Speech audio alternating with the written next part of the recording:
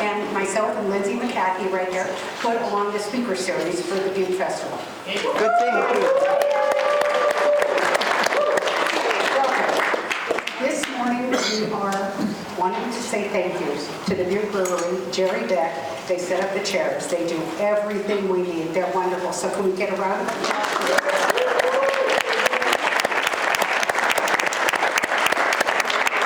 And this morning, finally, we get Mary Sheehy Moe.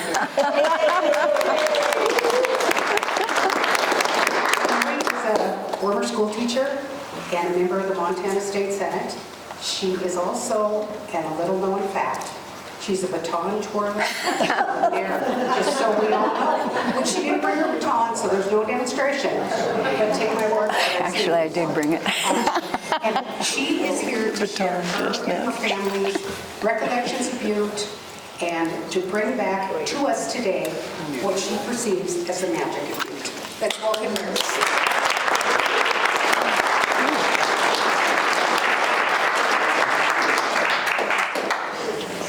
No baton.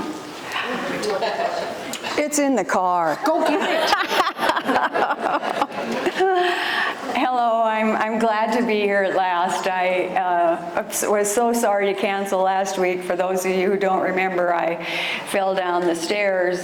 It's interesting, your impulse when you fall down the stairs and you're carrying 2 big Yeti cups upstairs, that your impulse is to hold on to the Yetis instead of the stair rail. And, you know, a broken collarbone resulted. I told my husband, I don't care what happens to me this year. I don't care if I'm on my deathbed. You get me over there. Because if you don't, they'll come and kill me. I'm so happy to be here in such a great crowd.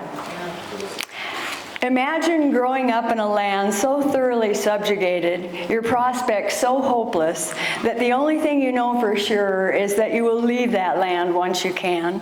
Leave it though you love it, and will have to leave behind people you love too. As I prepared to make this presentation, I've been imagining that. And I want to tell you some stories about it. Some stories that are in fact one story. My story, and probably yours too. 4 of my forebears were Irish immigrants. My great-grandmother, Mary Connolly, orphaned after the Great Hunger, left the Isle of Inishbofin off Galway in her late teens. She landed in Boston and married another Irish immigrant from Galway, Richard McHale.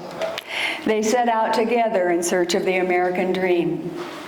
They didn't find it in Scranton or in Saginaw, where Irish immigrants were considered more beast-like than human, and denied the dream with signs saying, "No Irish need apply." They found it in 1901 in Gold Butte, Montana, where they joined their first son after losing their second to a bolt of lightning in the high plains. My 16-year-old grandmother, also named Mary, put on snooty city girl airs when they first arrived, but her brother Austin, who ran the General Mercantile, quickly admonished her that in Montana those airs don't fly. Everyone is a king here, he told her, and a potential customer. My dad's father, Cornelius Sheehy, was one of 11 children with no land, livelihood, or hope in Ireland under Britain's thumb. He left County Kerry for America as a young man and spent the next decade on the bum, as they called it, hopping freights and sampling various city lights, but migrating at last and for good to Butte, Montana. There in 1917, he met Anna Hanley, a bucket girl in the boarding house where he stayed, the Maryland. She'd been born a mere 100 miles from Con's birthplace in Castletown, Bexar County, Cork. They had to travel 5,000 miles to find each other in a bustling mining city, a mile high and a mile deep, with everyone on the level. And everyone really was on the level. In a city full of immigrants, there was nobody to cow you or to kowtow to. Anna was a latter immigrant, sent for by her sister Kate, who was already in Butte. When Anna landed at Ellis Island, maybe she said Butte, America, or maybe she just showed immigration officials a photo of the Never Sweat. Either way, they knew exactly where to direct her. In Butte, Con and Anna survived a pandemic, mining accidents, labor unrest, the overall gang, the Depression, and 2 world wars. They were often poor, but never hopeless. Like dozens of other ethnicities in Butte, they lived with their own, in their case, in Dublin Gulch. As my favorite Irish American writer once noted, they were mixed amid harps, dagos, spicks, kikes, roundheads, bohunks, and cousin jacks. But their children were Americans. That is the essence of Montana's formative story as a state, a story never as vividly told as it is in Butte. Today I'm going to share some of those stories with you. Stories written by my dad, Con and Anna's firstborn son, by my little brother, my dad's lastborn son, and me, third in the line of his 11 children, but first black sheep. A little about Dad you're going to hear about a lot today. I want to tell you about my younger brother, John. He has the wanderlust of his grandfather, Con, and the love of poetry. He was a professor for many years, and in the last 4 or 5 years, he has become a lawyer and now lives in New Hampshire, the only one of the 11 of us not living in Montana. As for me, I grew up in Billings with frequent trips to Butte.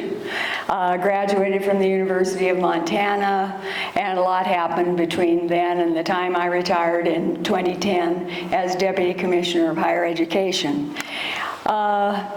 Before turning to Dad's memories of Butte, I thought it would be appropriate to read you a poem that I wrote my dad.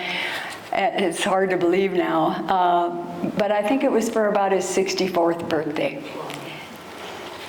Silver Memory. My child would know her ancestors. I show her photographs, but still, what I need to show is a memory of a house beneath a lettered hill. The place was not in Ireland, but Irish transplants built its boom, and there my father's parents lived, and with the town, grew old too soon. Silver people were they, whether of sickness or saintliness, who can say? It was a mystery, and mystery pervades what I know even today. But silver they were, and silent mainly, holding inside their history.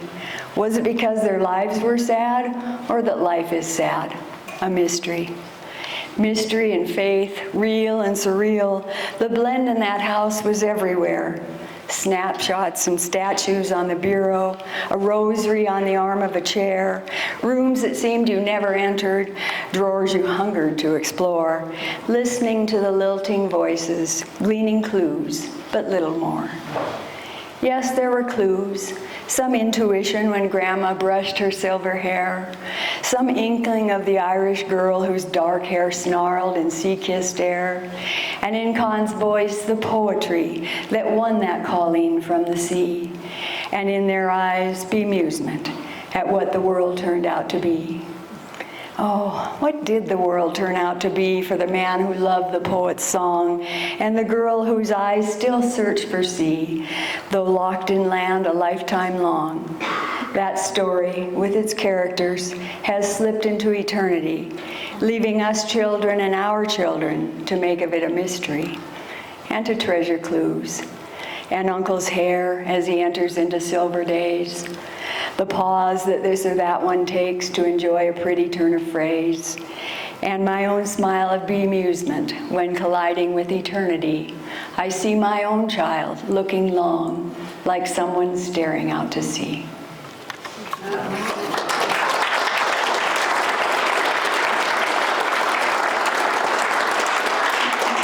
As I told you, Dad grew up in Butte, as you know, and although he spent a good part of his early career in Billings, we would drive up frequently.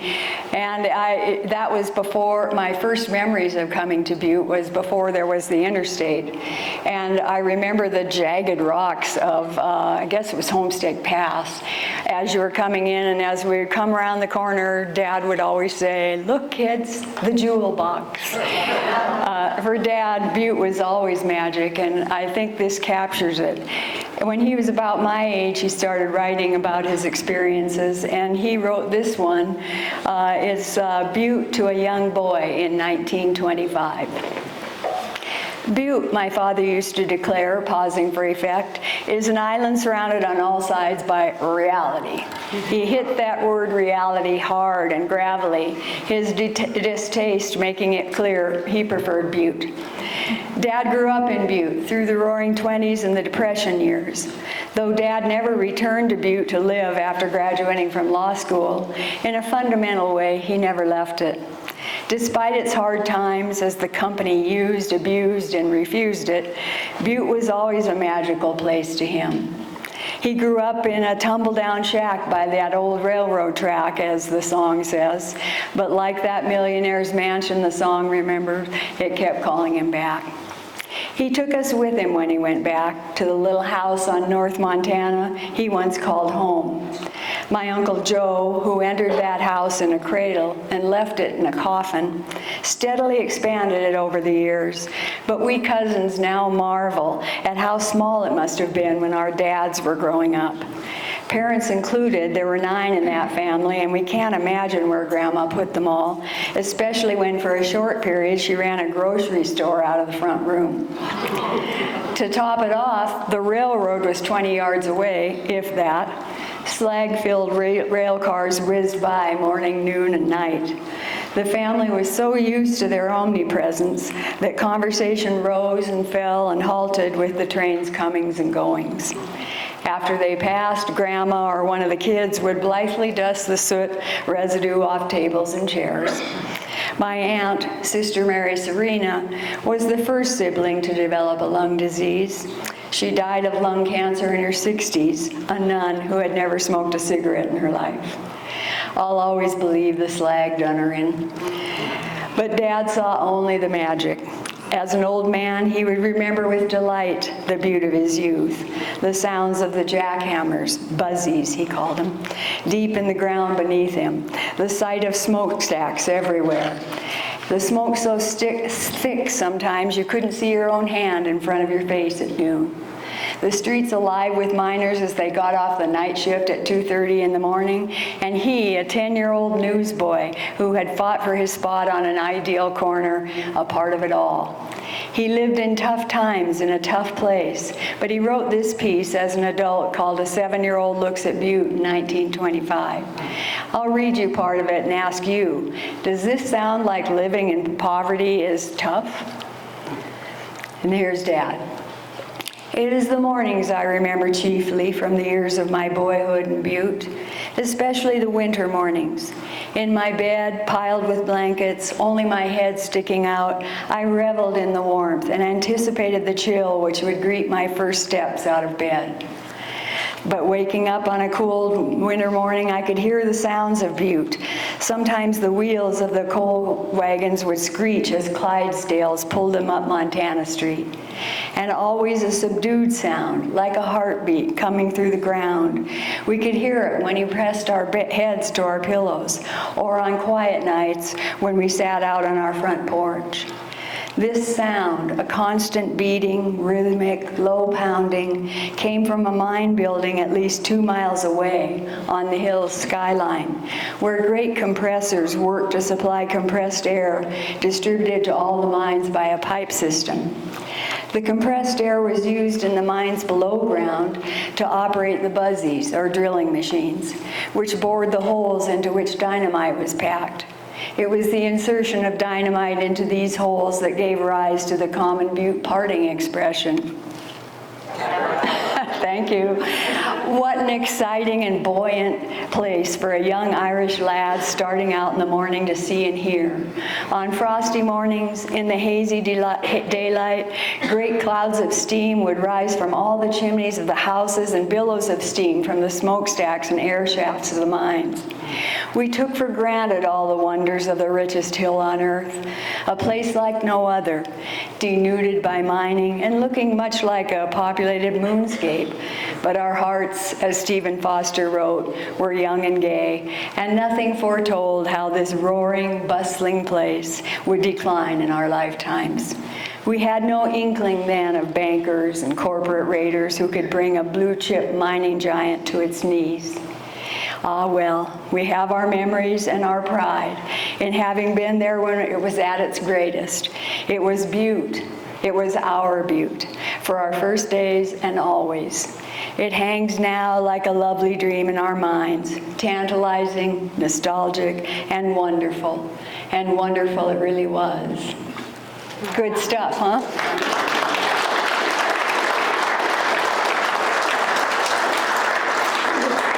This is a piece written by my brother who interviewed Dad at various, sometime in the early 2000s. And Dad took him to the mines once, and this is what John wrote about it. It's hard to believe when you stand here that they were only men. They should have been giants, you think. This is the architecture of giants. Everything is huge and heavy, as in some fairy world where drill bits are the size of your arm, and ball bearings are the size of your head, and pulleys are the size of your parents. In the hoist house, 4,000 feet of cable as thick as a big man's leg is spooled like thread on a drum reel, 25 feet in diameter. Behind the reel is a slate board with a giant clock hand on it that back in the days when the reel was spinning, pointed at numbers and names scrawled in chalk to show the hoist operators where the end of the cable was. You just couldn't believe how fast they'd run these things, Dad says. Those guys, they knew what they were doing. At the beginning of the shift, they'd cram the miners into the cages, 8 or 10 at a time, as many as they could get in there, and 3 or 4 cages on top of each other, and drop them down just as fast as the cages would fall. And these guys could stop those cages just exactly where they wanted to stop them, and neat as a pin. And when they pulled the ore cars up, or the tally cage, the last cage in the shift, his eyes widen a bit, and I know he's seeing it again. The cars would just explode out of the ground like they were shot out of it. No, these guys, they weren't messing around. Oh, for the love of Mike, Dad says. He stops, leans over, picks up an old hardhack lying on a bench. Know what this is? No, Dad. A hard hat, I'm guessing. Yeah, sure, but it's got one of the old lamps on it, one of the carbide lamps. They used these before they had batteries, except he says batteries. He still talks like that sometimes. He shows me the lamp, rusted and lifeless on the battered helmet. His eyes are wide, alive, sparkling, young. How it worked was you'd put this little box on a belt around your waist. See, it had 2 wells in it. This one here was full of carbide, and this other one, it was full of water. You'd use this little stopcock here to drip water onto the carbide, and water and carbide make acetylene gas. The gas would come up through this tube here into the headlamp, and you could burn it for light. It's really ingenious when you think about it. Those miners, no dummies. They always figured a way. Yes, I think, ingenious. And I look into his eyes again, and I'm a boy too, the 2 of us boys, together discovering this wonderful thing that made a rock burn by pouring water on it. Magic.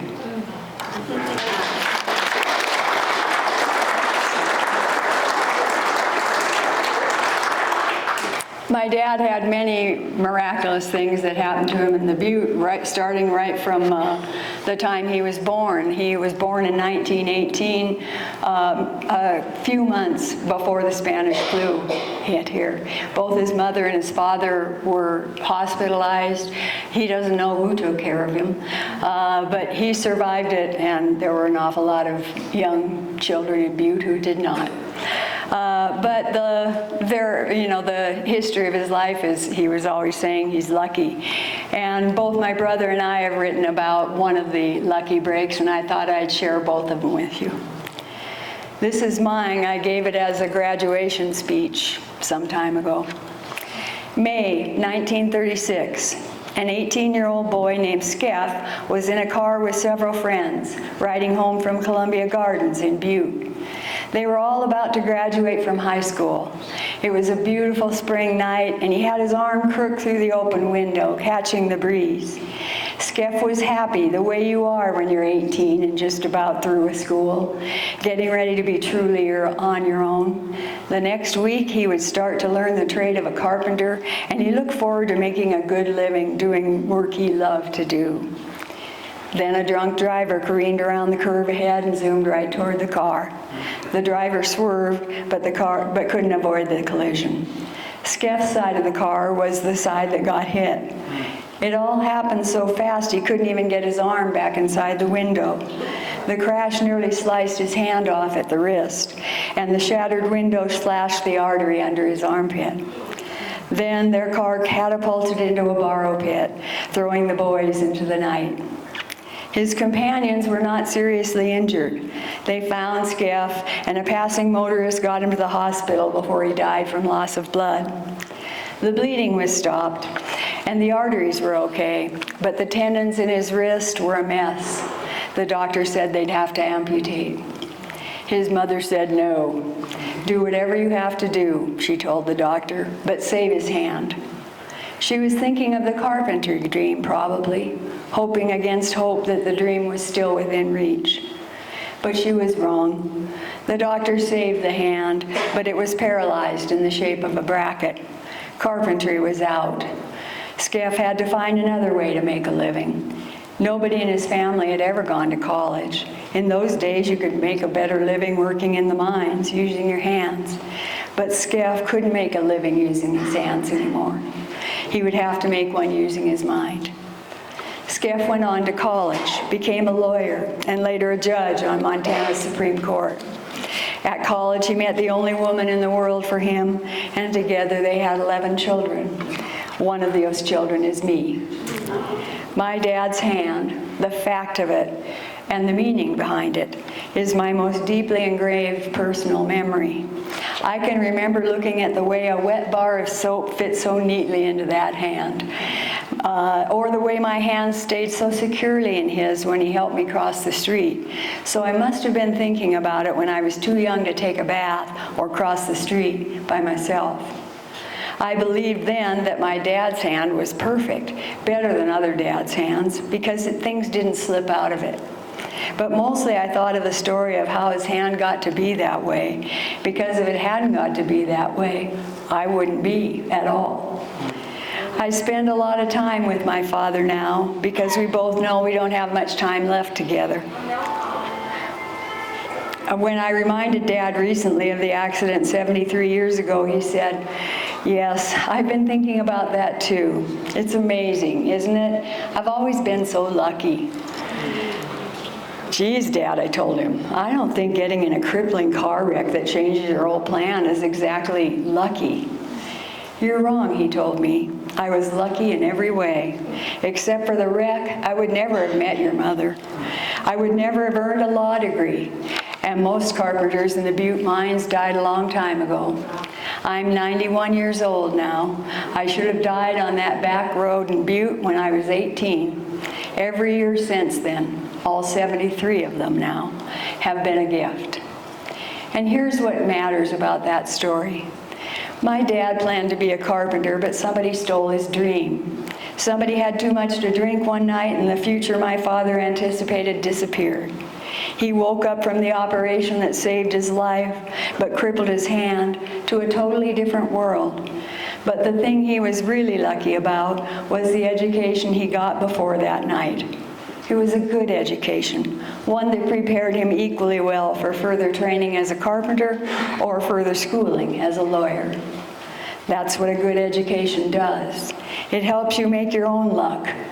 When life throws you a bad curve, you can take a different road. The more you learn, the more expert you become in anything, and the more knowledgeable you become about everything, the more roads you have to choose from when misfortune does come. And graduates, misfortune always comes. You hear a lot of talk these days And for those of you that are feeling depressed right now, listen to this. You hear a lot of talk these days about this crisis or that and the tough times ahead. There are always tough times ahead for each of us and for all of us. Misfortune always finds you. It's only happiness that you have to set out and find for yourself. Go find it.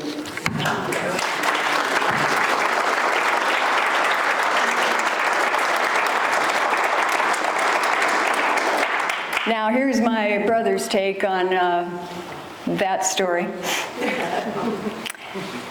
It's framed in the bit of a joke, and I'll move back and forth from the joke to the context. First, the joke.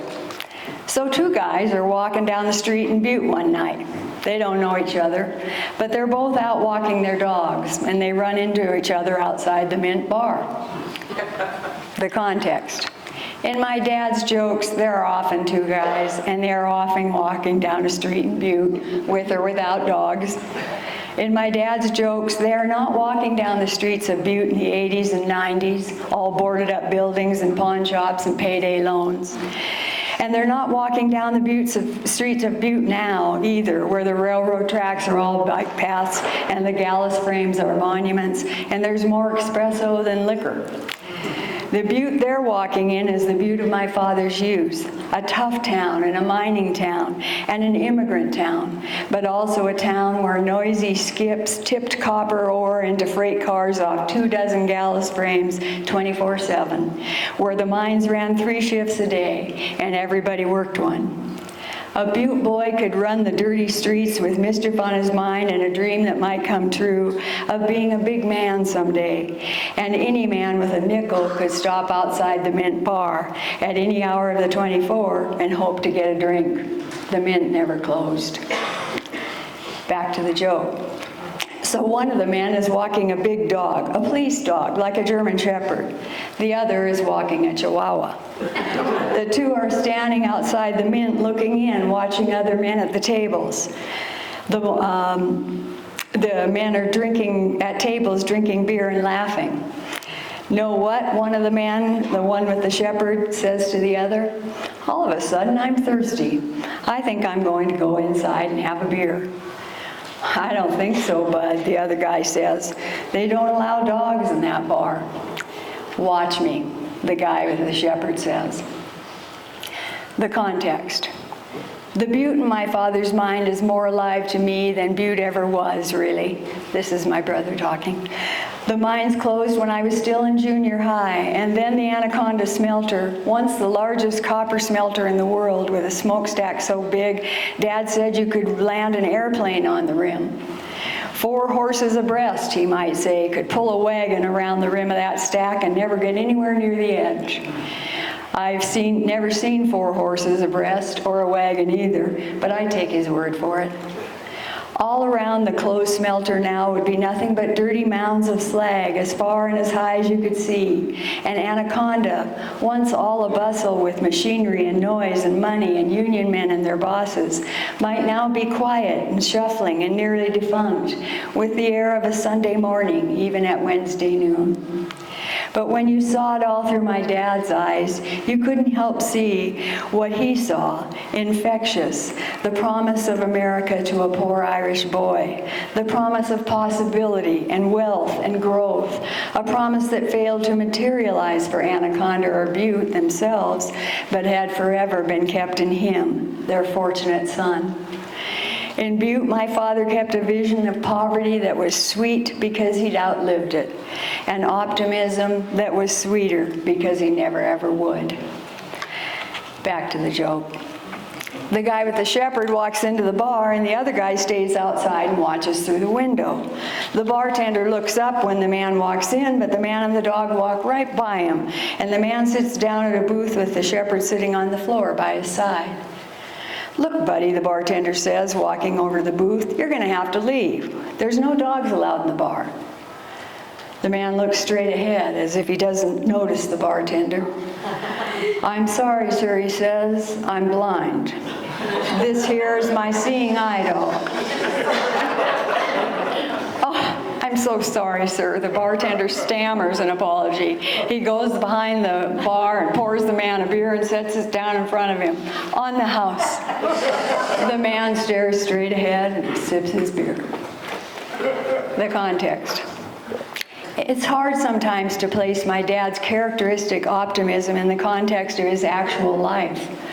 Butte, for instance, literally killed his father, Con, who died of the white lung he contracted in the mines out of which he dug all his family's American possibilities.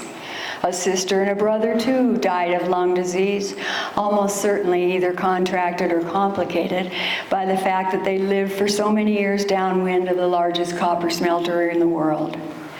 Dad himself was not spared. When he was around the age I am now, he, who had never smoked, suddenly stopped being able to breathe.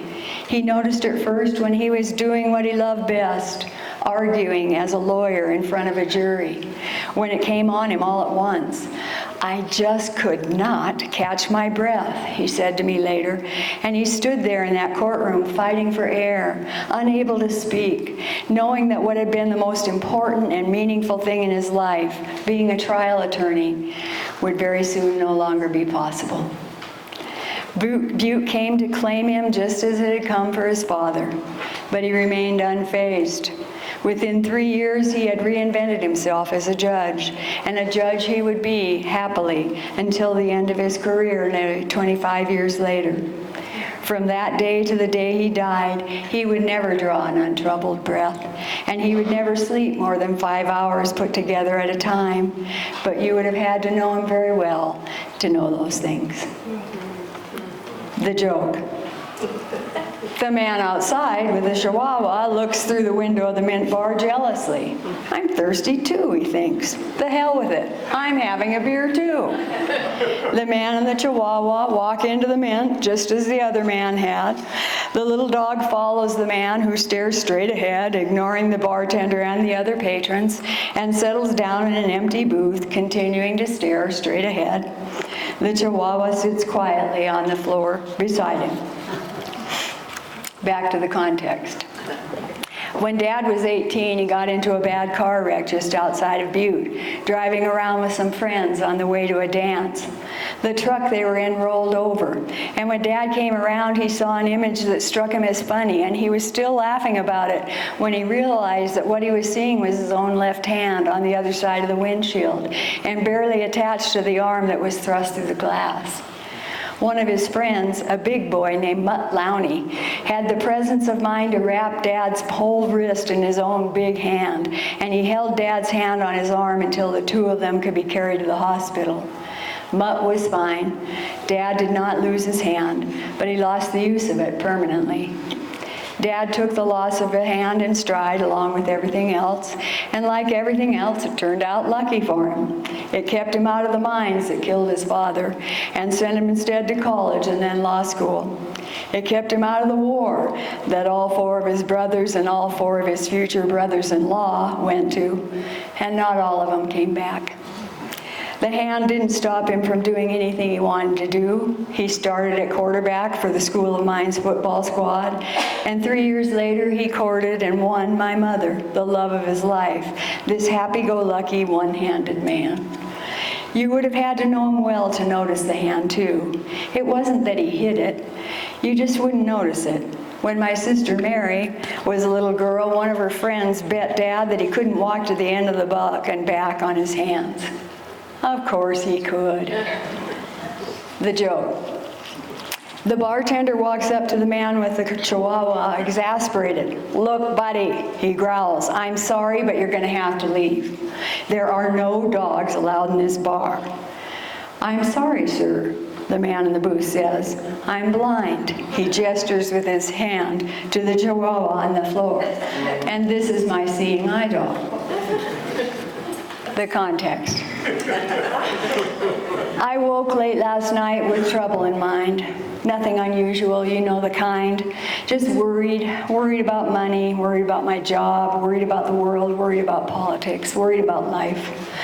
A long, cold December night, snow swirling in the darkness outside, that feeling like a rat gnawing at the edge of the world. You know the one.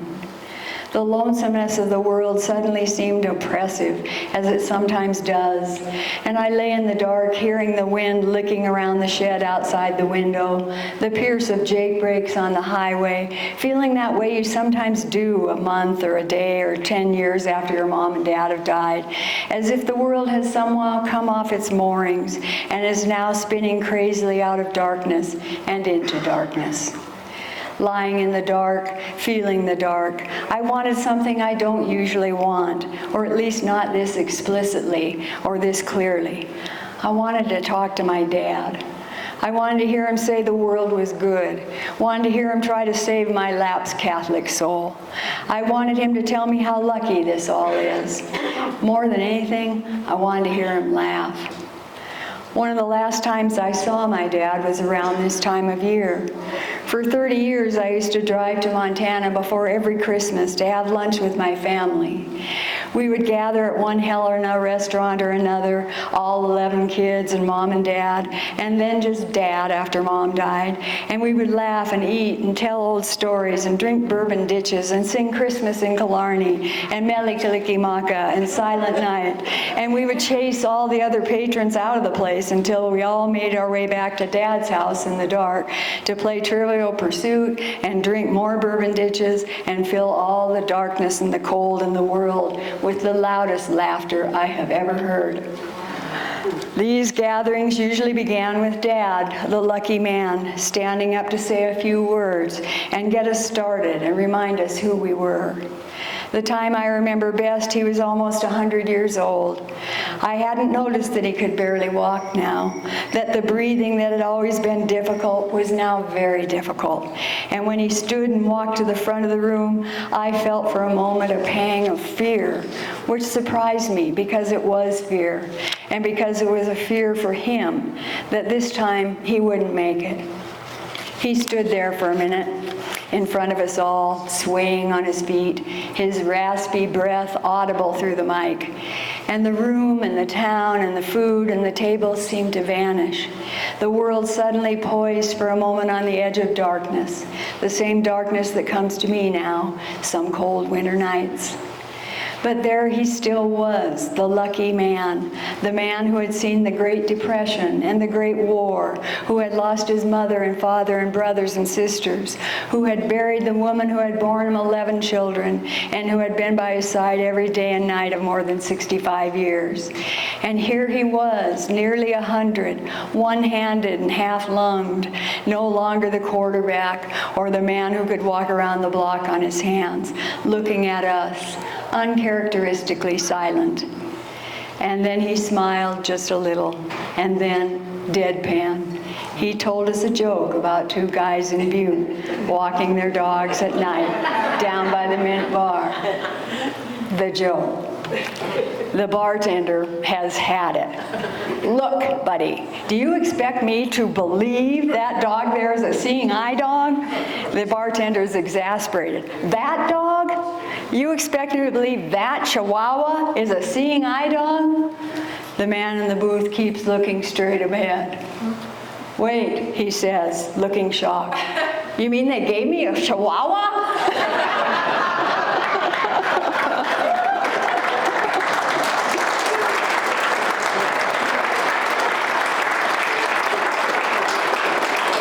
Isn't that great? My brother is just such a wonderful writer.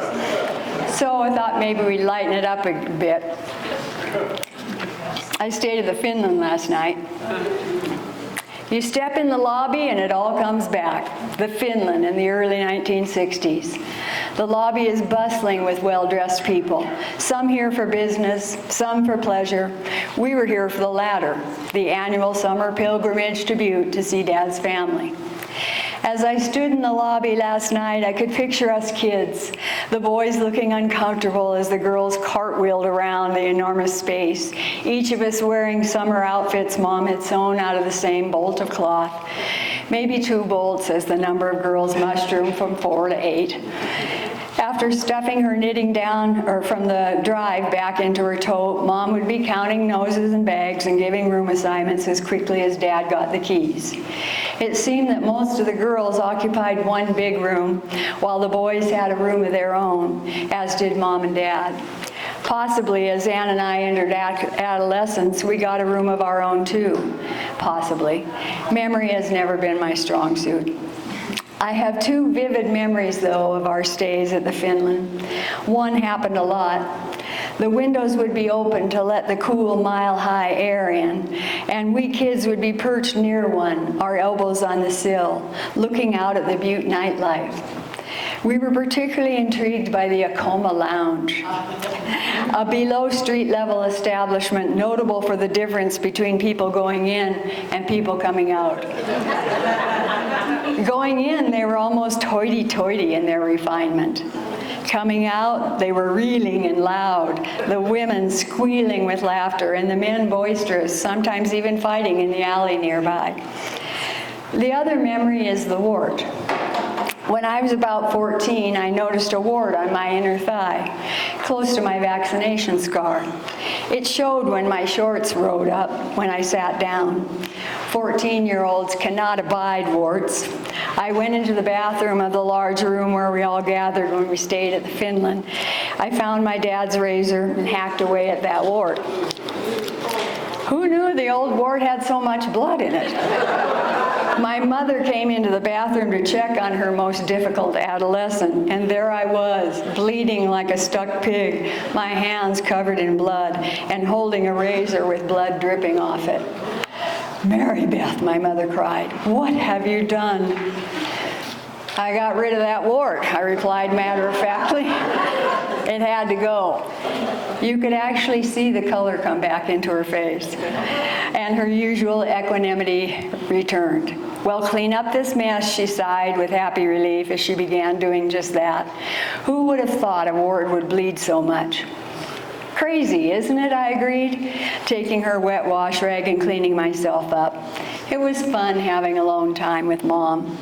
Worth a wart, even. The next day, we'd go to the gardens with our cousins, and Dad would buy us all tickets for the roller coaster on the condition that we screamed and screamed loud every time it went downhill fast. We did.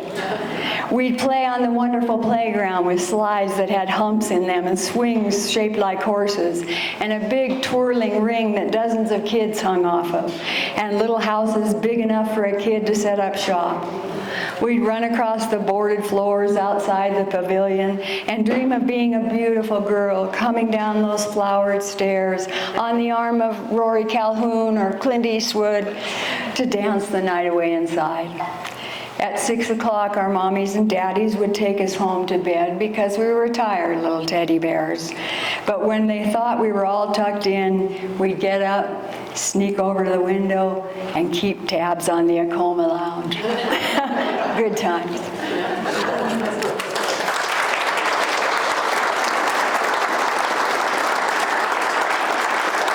I wanted to close with this because it brings us back to the beginning and the magic of Butte, and that Butte has been for my family. This was written also by my brother John. What made Butte different from every other American city in the first part of the last century was not simply that it was made up of so many immigrants, of new arrivals to Montana, to America, but there was nothing already there to cow or bow them.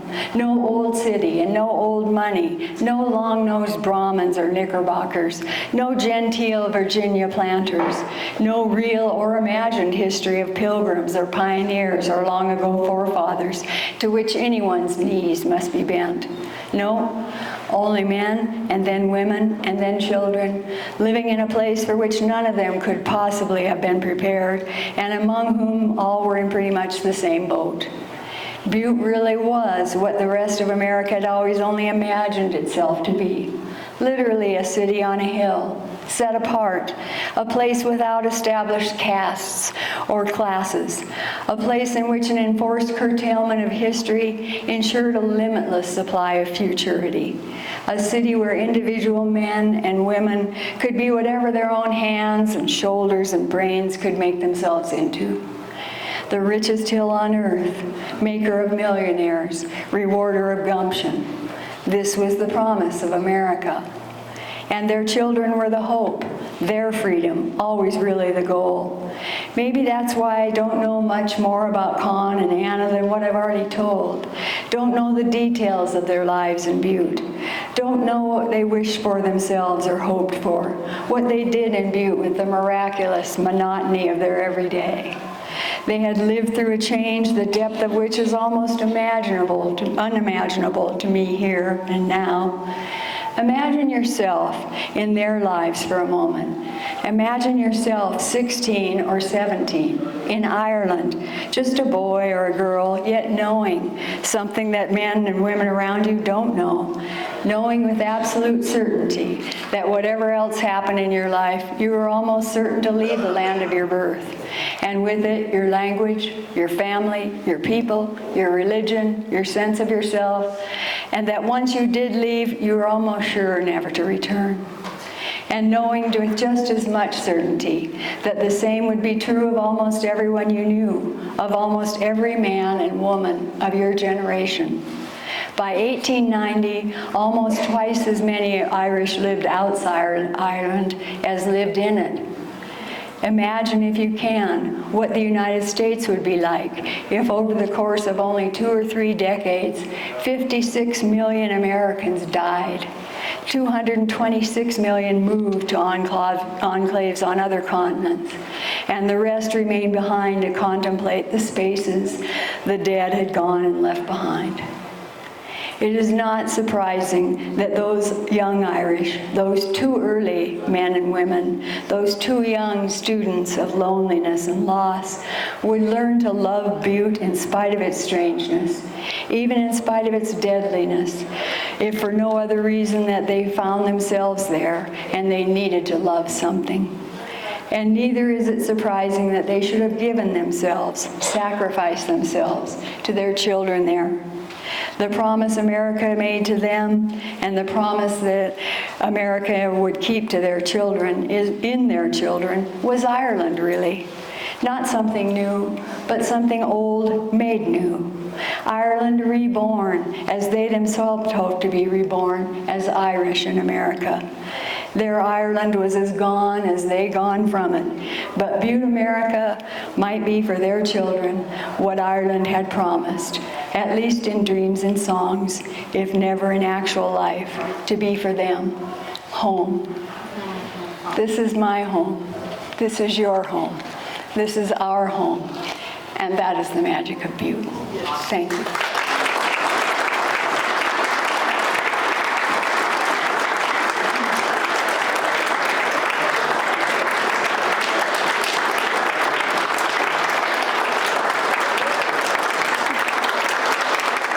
That was excellent.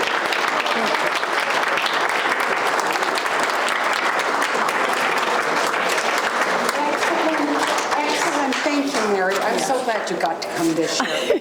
Me too. Good job, Mary. We will have a panel discussion with the folks from, and it's going to be a connection from Butte to Barra here in a couple seconds. Give us a couple minutes. There's coffee, donuts, a few things over there, water. No whiskey, that comes later. If anybody would like to drop $1 or $2 in the bucket, you're more than welcome to, and we'd appreciate it. Thank you.